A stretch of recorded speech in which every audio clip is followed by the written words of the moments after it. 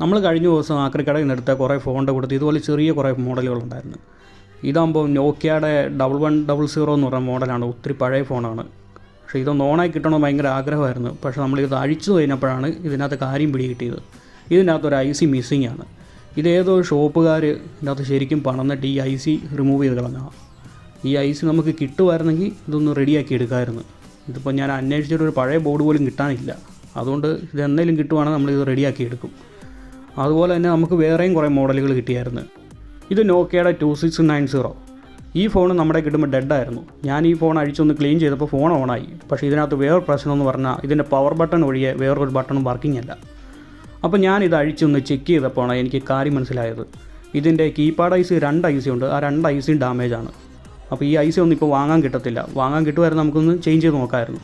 ഇനി ഇതുപോലത്തെ പഴയ ബോർഡ് വല്ലതും കിട്ടുവാണെങ്കിൽ നമുക്കൊന്ന് ചേഞ്ച് ചെയ്ത് നോക്കാം. ചിലപ്പോൾ റെഡി ആയാലോ.